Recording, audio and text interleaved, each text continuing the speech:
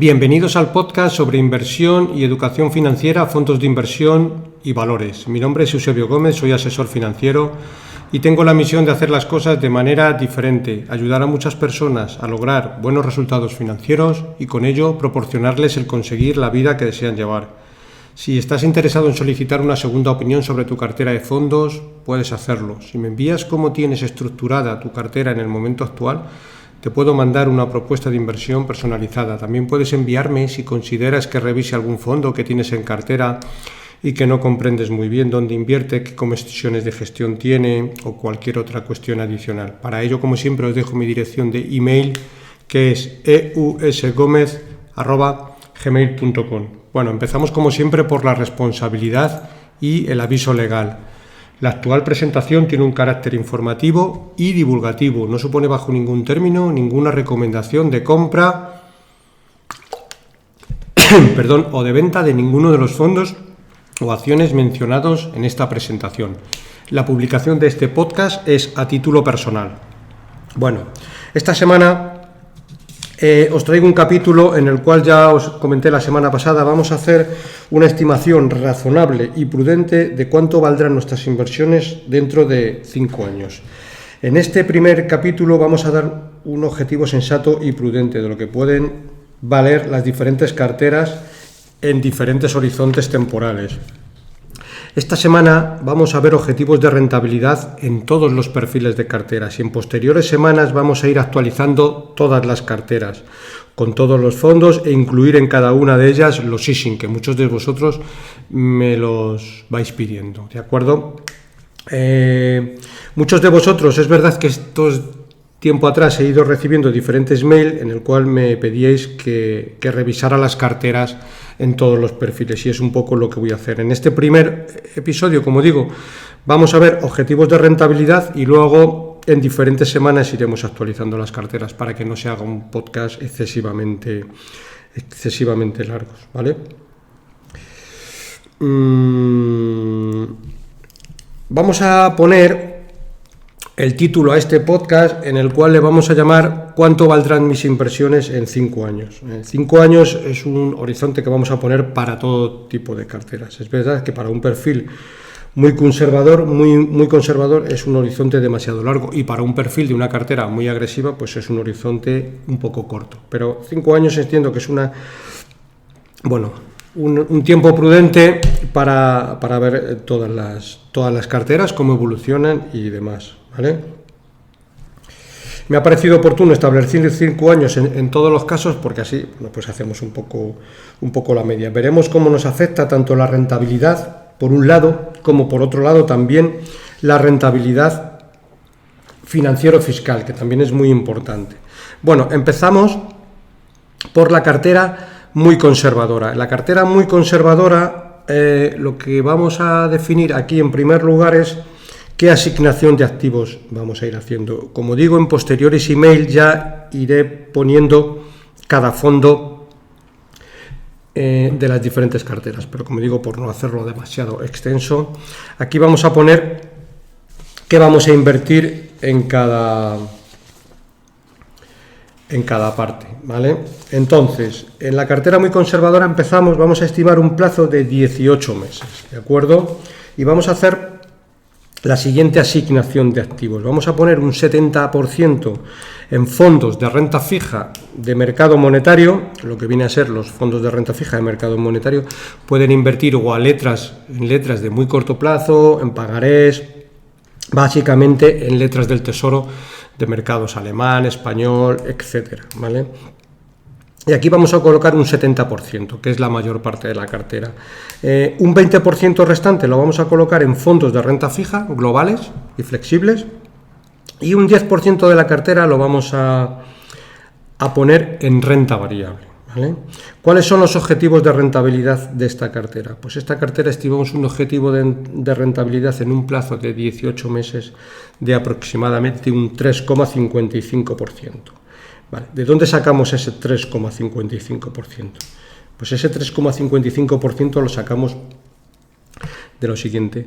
El 70% que vamos a invertir en monetarios nos debería de dar un 1,75%. el 20% que vamos a invertir en renta fija flexible nos debería de dar un 0,8%. Y el 10% que vamos a invertir en renta variable nos debería de dar un 1%. Eso nos da un 3,55%. ¿De acuerdo? Muchos nos podréis preguntar, bien, ¿de dónde sacamos ese 1,75% que estimamos en monetarios? Pues ese 1,75% lo sacamos de lo siguiente. Estimamos para esa parte de la cartera una rentabilidad, si fuera del 100%, del 2,5%, pero como estamos invirtiendo el 70%, pues nos da un 1,75%. ¿De dónde estimamos ese 0,8% que vamos a invertir, el 20% en fondos de renta fija? Pues de hacer una regla de 3, el cual estimamos, si fuera una cartera del 100%, un 4%, pero cuando tenemos el 20%, pues ahí estimamos un 0,8%. Y el 1% restante lo estimamos de esa parte que vamos a invertir en renta variable, que si fuera el 100% de la cartera sería un 10%, y aquí pues nos da un 1%. Aquí lo que hacemos simplemente es ir haciendo reglas de 3, ¿vale? Objetivo de rentabilidad, como digo, del 3,55% anualizado, que es mucho mejor que si invertimos directamente en letras del Tesoro, que si invertimos en depósitos bancarios o cualquier producto tipo PIAs, seguros de ahorro, etcétera, con un horizonte de inversión mínimo de 18 meses, ¿de acuerdo? La parte de renta variable la vamos a hacer con fondos globales y muy conservadores. Dentro, claro está, de que es de renta variable, pero veremos fondos que tienen, pues bueno, acciones globales en cartera, con poca deuda, con ventajas competitivas sostenibles, y fondos que, como norma general, cuando la renta variable cae, son fondos que caen muy poco, ¿vale? Aquí la idea es proteger el patrimonio principalmente, y cuando tengamos el objetivo conseguido, imaginaros que por un casual se nos da muy bien tanto la parte de mercado monetario como la parte de renta fija o de renta variable, cuando tengamos el objetivo del 3,55%, pues cubrir todos los beneficios, es decir, no ser muy ambicioso en esta estrategia, pues el objetivo es un 3,5% anualizado, con un alto grado de protección del patrimonio, bien por los fondos monetarios, como digo, y luego bien por la parte de renta fija, que siempre invertiremos en renta fija de corto plazo, diversificada en varios fondos según el importe de la inversión, ¿vale? Y luego también estimamos conseguir un 1% adicional con la parte de renta variable, eligiendo fondos, como decía antes, globales, de renta variable, que han sido muy robustos y consistentes en cualquier entorno de mercado. Aquí vamos a ver ahora un ejemplo de rentabilidad en comparativa con un depósito bancario a 5 años versus una cartera de fondos sin tributar. Y lo que vamos a hacer es ir estimando la cartera a interés compuesto durante 5 años. Vemos que esta cartera todos los años, evidentemente no va a ser lineal, pero va a ser una media. Si nos da un 3,55%, nos plantamos que en el año 2028 tendremos 123.287 sobre una base de 100.000 euros, que siempre todas las carteras las hacemos sobre una base de 100.000 euros. ¿De dónde sacamos estos 123.000? Pues muy sencillo. Si hacemos una tabla de interés compuesto, vemos que en el año 1 nos da 103.550, con lo cual tenemos unos intereses de 3.550. Pero como todo va a interés compuesto y los intereses se suman al capital, el capital desde el mes 13 ya no son 100.000, sino que son 103.550, con lo cual los intereses ya no son 3.550, como era en el primer año, sino que ahora son 3.673. Eso nos da una suma de 107.200. Evidentemente, en el año 2 ya no tenemos ni los 100.000 ni los 103.000, tenemos 107.000, con lo cual tenemos unos intereses que ya no son 3.550 del primer año, sino que son 3.806. Si alguno queréis, y me podéis enviar un mail, os envío la tabla de interés compuesto, que no deja de ser una hoja de Excel, donde viene la aportación, el capital, los intereses y lo que se va acumulando, ¿de acuerdo? Al final, en el año 2028, esto nos da un total de 123.282. Esto lo vamos a comparar en esta primera observación con una cartera que invierte en depósitos. Y aquí vamos a ver la gran diferencia, sobre todo calculando la rentabilidad financiero-fiscal. Un depósito que estamos calculando depósito al 2,5%. En el año 1 nos darían 102.500. Aquí lo que tenemos que hacer es descontar el 19% de la parte de los intereses que nos están pagando.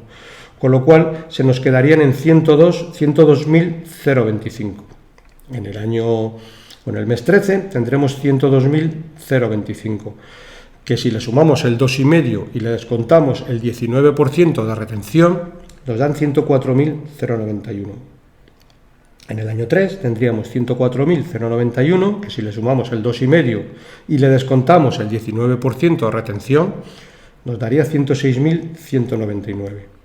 Año 4 tendríamos 106.199 más intereses del 2,5 menos el 19%, nos da 108.349. Año 5, 108.349 más los intereses menos el 19%, nos da un total de 110.543. Aquí vamos a comparar, mejor dicho, los 110.543 que tendríamos invirtiendo en un depósito bancario al 2,5 y todos los años pagando la correspondiente retención por los intereses.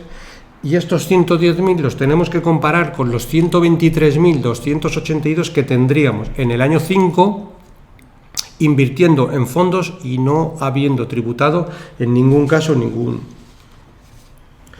capital. ¿De acuerdo?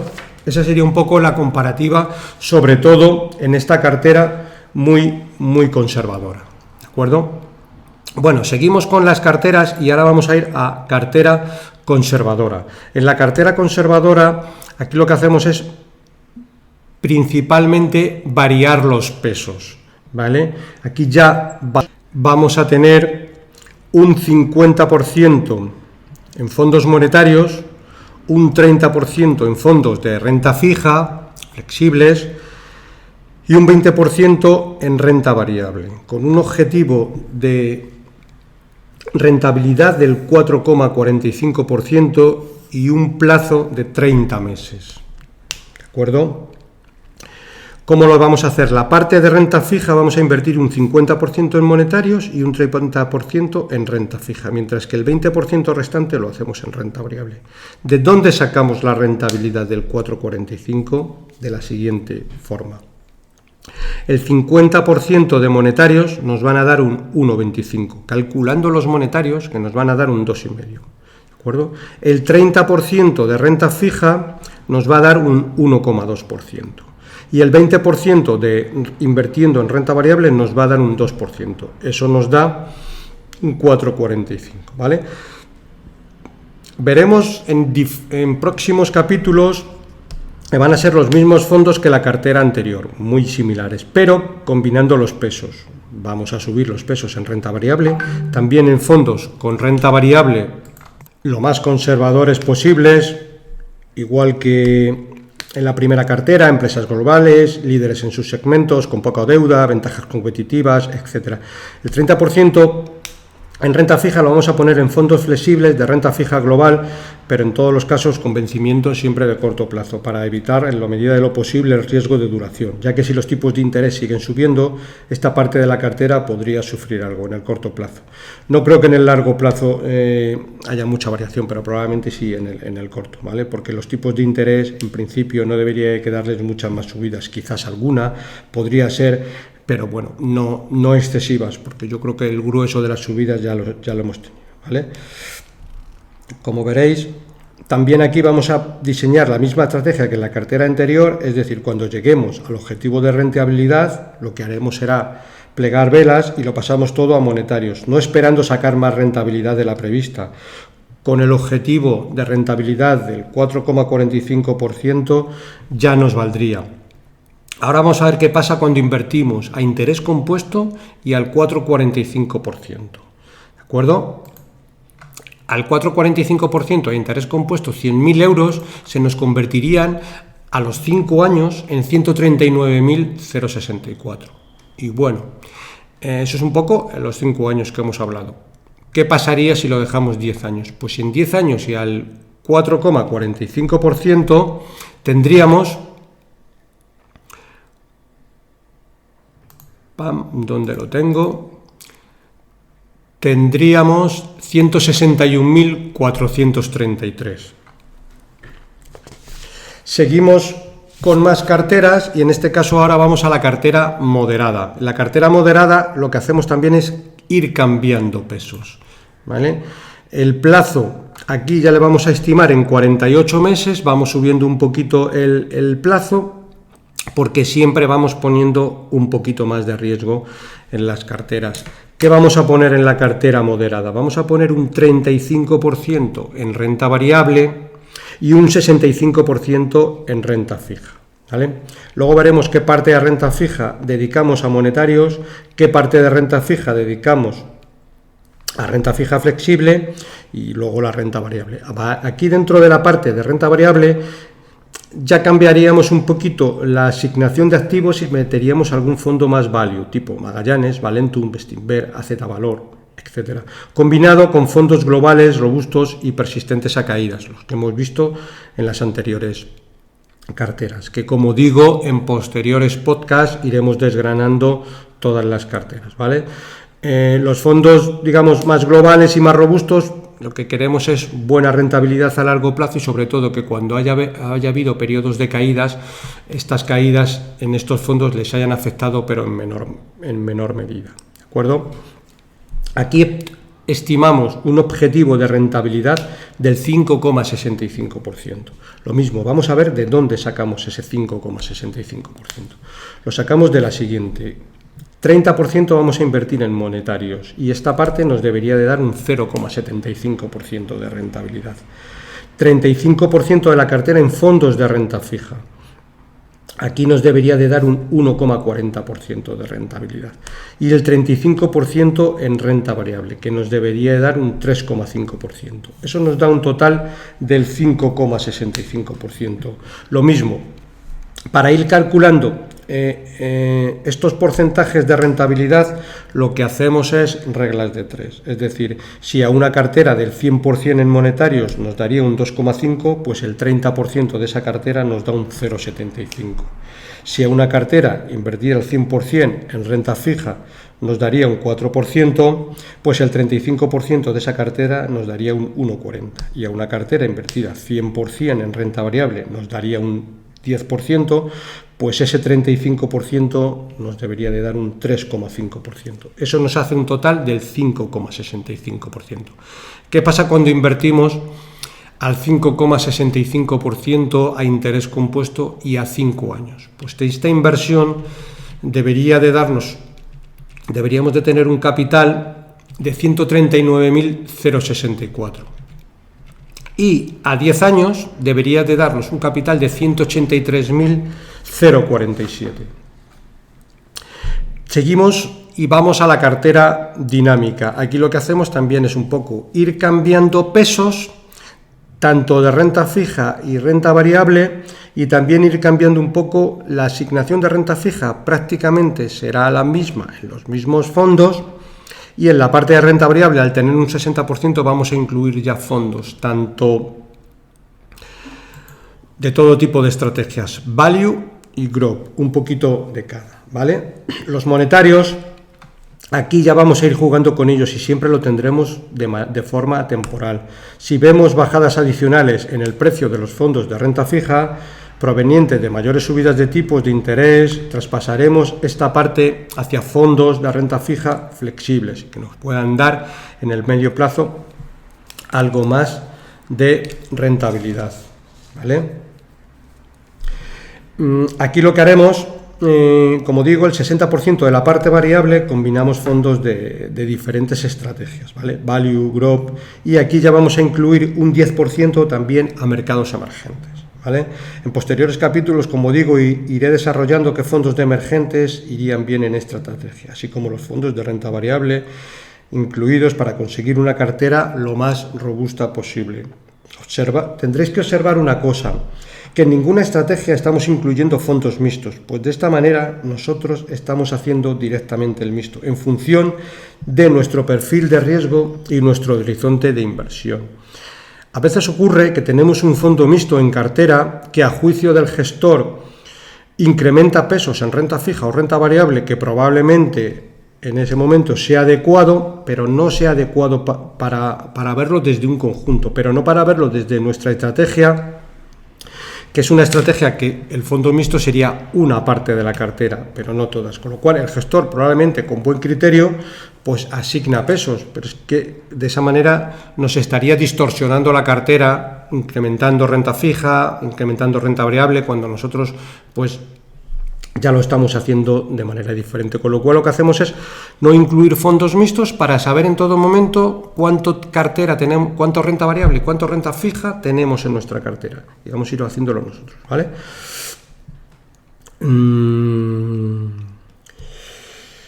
Como decía, no todo vale para todo el mundo, cada uno de nosotros debemos de ir por el camino trazado. Un fondo mixto pues puede ser interesante para alguien que prácticamente tenga pues un porcentaje muy elevado de su cartera en el fondo mixto, confíe mucho en el gestor y de esa manera el fondo mixto pues ya lo puede hacer directamente, ¿vale? En la cartera dinámica, ¿qué objetivo de rentabilidad tenemos? Aquí tenemos un 7,6% de objetivo de rentabilidad. Lo mismo, ¿de dónde sacamos ese 7,6% de rentabilidad? Pues el 6% de la renta variable al tener un 60%, ¿vale? Siempre vamos aplicando reglas de 3 y es, si el 100% de la cartera nos daría un 10%, pues el 60% nos va a dar un 6%. Y el 1,6% del 40% de renta fija, lo mismo, regla de 3, si tuviéramos una cartera al 100% nos daría el 4%, como tenemos una cartera al 40% nos da 1,6. 1,6 más 6 nos da un 7,6% en la cartera dinámica. ¿Qué pasa cuando invertimos en una cartera dinámica a 5 años? Al 7,6%, pues dentro de 5 años tendríamos 155.193. Básicamente, por ejemplo, año 1 tenemos 107.000 sobre unos intereses de 7.600. Como vamos a interés compuesto, en el mes 13 ya tenemos 107.000 y los intereses al año siguiente ya no son 7.600, son 8.100 y así sucesivamente. Por ejemplo, en el año 4 tendremos un capital de 134.044 y ya tendremos unos intereses de 10.187, cuando veamos que, por ejemplo, en el año 1 teníamos unos intereses de 7.600. Es decir, los intereses en el capital, como tenemos mucho más capital, a interés compuesto van subiendo, ¿de acuerdo? Y si calculamos una estrategia, o cuánto podemos tener dentro de 10 años en una estrategia de la cartera dinámica, dentro de 10 años al 7,6% tendremos 223.838. Es decir, sobre un capital de 100.000 hemos más que doblado el patrimonio en 10 años. Bueno, podemos hacer un cálculo luego también a 20 años, pero es que a 20 años, con una cartera dinámica, tendríamos que tener algo parecido a los 465.000 euros. Es decir, los primeros 10 años nos ha costado prácticamente doblar un poquito, pero como lo doblamos a los siguientes 10 años, en 20 años nos planteamos en 460.000 euros, que sobre 100.000 euros está muy bien. Es verdad que pasan 20 años, pero es que hemos multiplicado por 4 en una cartera dinámica, ¿de acuerdo? Bueno, por último, terminamos con la cartera agresiva y en este caso vamos a poner un plazo estimado de 10 años para esta cartera y un objetivo de rentabilidad del 10%. En una primera punto de partida de esta cartera agresiva, lo que vamos a hacer es asignar un 80% a renta variable y un 20% en renta fija, con un objetivo de sacar una rentabilidad del 10%, ¿vale? En una cartera agresiva y calculando un objetivo de rentabilidad del 10%, aunque lo estamos haciendo en casi todas las carteras, siempre estamos hablando de objetivos prudentes y un poquito por debajo de la estimación normal para poder calcular, es decir, nos estamos poniendo unas expectativas de rentabilidad algo más bajas para de esa manera siempre poder cumplir las expectativas, ¿de acuerdo? Si hacemos un histórico de qué ha hecho la renta variable, porque en esta cartera agresiva siempre vamos a tener el mayor porcentaje en renta variable, si vamos, por ejemplo, a la evolución de los beneficios del S&P 500 a lo largo de 10 años, pues vemos que cada 10 años los beneficios que hay en las empresas del S&P 500 se doblan. Y esto ha pasado desde una media de 10 años desde la Segunda Guerra Mundial. Vamos a dar un repaso.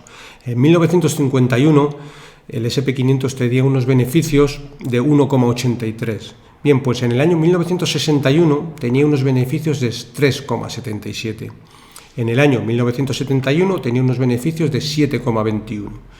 1981, 14,84. Como podréis comprender, entre 1961 y 1961 ocurren todo tipo de cosas y todo tipo de, vamos a llamar, cosas a favor y cosas en contra, de todo tipo. Guerras, guerra del Golfo, etcétera, etcétera, etcétera. Un montón de historias y siempre cisnes negros y, bueno, guerras y demás cuestiones. Pero al final, quiero decir, los mercados financieros pues tienen la inercia de que cada 10 años pues doblan en los beneficios. Si nos vamos al año 1981, vemos que los beneficios ya son de 14,84. 1991, 31,33. 2001, 45,16. Aquí no se doblaron, sino que fue un 0,5. ¿Vale? Aquí tenemos que en el año 2001 ya nos cogió de lleno un poquito lo que es en el año 1998, 1999, 2000, la crisis de la burbuja tecnológica, pero con todo y con eso, pues los beneficios subieron un 0,5. Ahora bien, del año 2001 al 2011 se volvieron a doblar, porque de 45,16 pasaron a 97,82. Y nos encontramos en el año 2021 cuando los beneficios, son de 208,11, es decir, se han vuelto a doblar desde el año 2011 y desde el año 2011 al 2021, fijaros todas las cosas que han pasado. Crisis de Grecia, crisis del euro, el Brexit, el COVID, etcétera, etcétera, etcétera. Y al final, pues los mercados financieros tienen muchísima tracción y cada 10 años el S&P 500 va doblando lo que son los beneficios, ¿vale? Como digo, en esta cartera agresiva, ahora veremos un poquito la rentabilidad en peso, en renta fija, vamos a ir variándolo. ¿De qué manera vamos a ir variándolo? De primeras, estimamos un 20% en renta fija, pero si los mercados de renta variable corrigen fuerte, podremos tener un 100% en renta variable. Si los mercados desde estos puntos suben mucho, pues podremos bajar incluso algo ese porcentaje, al 30% en renta fija, 70% en renta variable. Es cuestión de ir modelando la cartera para que siempre que vengan correcciones fuertes, que siempre vienen, 2023, 2024, 2025, vendrán de todo tipo y vendrán acontecimientos que tendremos que lidiar con ellos, pero debemos de estar preparados, tanto financieramente, el tener capital para invertir y sobre todo psicológicamente, es decir, invertir cuando tengamos en prensa malas noticias, porque os recuerdo que los precios bajos de los mercados siempre vienen acompañados de malas noticias. Por tanto, las malas noticias siempre tienen que ser música celestial para nuestros oídos, porque de esa manera nuestras inversiones, que son a largo plazo, está demostrado que las buenas rentabilidades llegan por haber comprado a buenos precios, y los buenos precios solo vienen con malas noticias, ¿eh? Si vamos a la rentabilidad de esta cartera agresiva, sobre 100.000 euros, calculando al 10%, en el año dentro de 5 años tendremos 177.000. Y dentro de 10 años tendremos 285.300. Es decir, si vemos a interés compuesto y al 10% durante 10 años, prácticamente multiplicamos el capital por 3, que está muy, muy bien. Pero si vamos a una estimación de rentabilidad a 20 años sobre una cartera al 10%, que entiendo que estamos informando del 10% y estamos teniendo un objetivo, vamos a llamarle bajo, estamos hablando que dentro de 20 años tendremos 740.000 euros, es decir, habremos multiplicado nuestro capital por 7. Que si vamos, por ejemplo, a lo que han hecho algunos fondos históricos de bolsa, como pueden ser el AZ Valor, como puede ser el Fan Smith, como puede ser el Capital Group New Perspective, como puede ser el Amundi, no recuerdo ahora mismo el nombre, el Amundi Internacional SICAP, ¿vale? Son fondos que tienen un track record histórico de más de 25-30 años y que han conseguido rentabilidades incluso por encima del 10%, ¿vale? Bueno, y por resumir, ir acabando, en todos los casos estamos poniendo, como decía, objetivos de rentabilidad muy razonables y por debajo de expectativas reales. De esa manera siempre deberíamos de estar cumpliéndolos, de tal manera que en todos los casos siempre va a ser fácil conseguirlo. Fácil, una cosa es fácil y otra cosa es lo mismo, que no estará exenta de que en las carteras de riesgo siempre tendremos volatilidad a corto plazo, pero si actuamos con criterio, esta volatilidad podemos hacer que sea a nuestro favor, subiendo las rentabilidades de todas las carteras. Tener en consideración que la volatilidad siempre tiene que ser nuestra amiga y tenemos que aprovecharnos de ella para añadir rentabilidad en las carteras a largo plazo.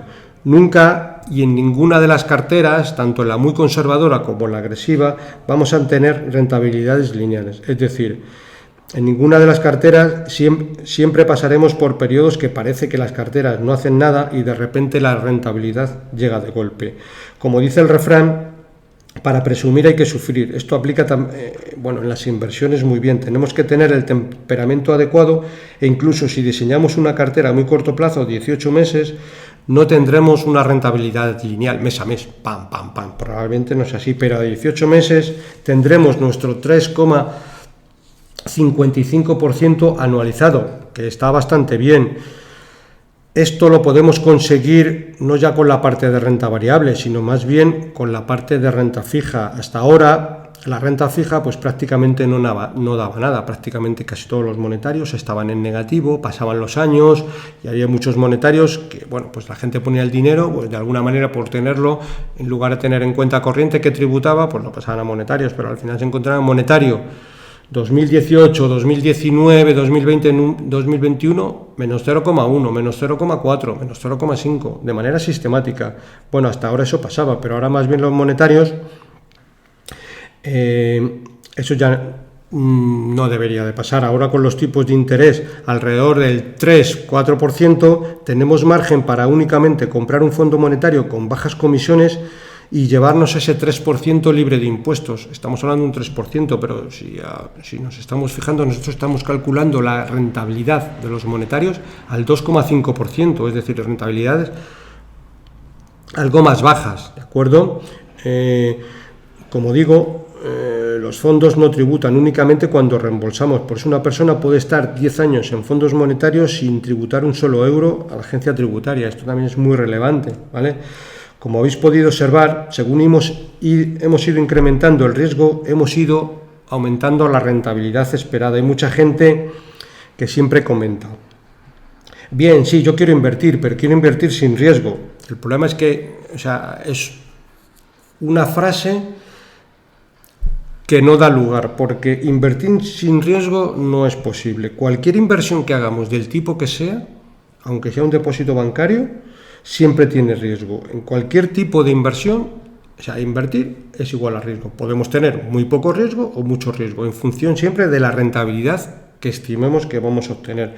Porque al final invertir en un depósito bancario, aunque no lo creamos, tiene su riesgo. Tiene su riesgo de insolvencia de la entidad, de que en un momento dado, pues bueno, el banco se declare insolvente y, bueno, pues los depositantes tengan ciertos problemas. Si vamos a invertir en alquilar una vivienda, pues también tiene riesgo. Esto podríamos hacer un podcast solo de esto, pero a modo de resumen, pues hay que decir que el riesgo, por ejemplo, ahora que estamos haciendo este capítulo, en junio del 2023, pues que te cambie la ley, como ha pasado recientemente, y que tengas riesgo por no poder incrementar en el alquiler la subida de la inflación, que ahora la están limitando al 2%, riesgo de impago, porque tienes todo el dinero en el mismo activo, que es un riesgo por no diversificar, tener toda la inversión en un mismo activo riesgo por derramas, que lleva aparejado bajada de rentabilidad,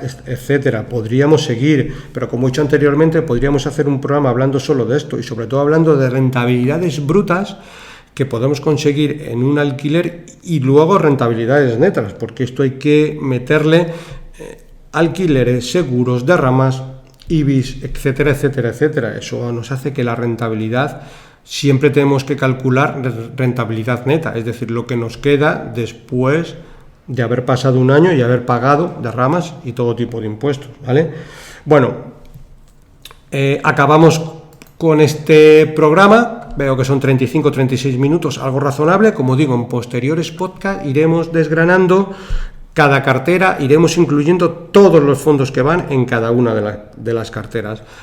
Pondré aunque los iré diciendo, también luego en los comentarios iré poniendo los ISIN de todas las carteras, que muchos de vosotros me los habéis ido pidiendo, ¿vale? Espero que el programa de esta semana os haya gustado y sobre todo, bueno, pues siempre os prepare para ser mejores inversores con independencia del plazo elegido y nuestro horizonte de inversión. Bueno, pues como siempre me despido, recordaros también un poco que siempre publico los podcasts los viernes y a la misma hora, que son a las 3 de la tarde. Bueno, sin más, me despido. Para cualquier consulta o comentario sobre este podcast puedes enviarme un email a la dirección eusgomez@gmail.com. Si te ha gustado el programa, te agradezco le des un me gusta en la aplicación donde lo estés escuchando. Un saludo muy cordial, paciencia y buenas inversiones.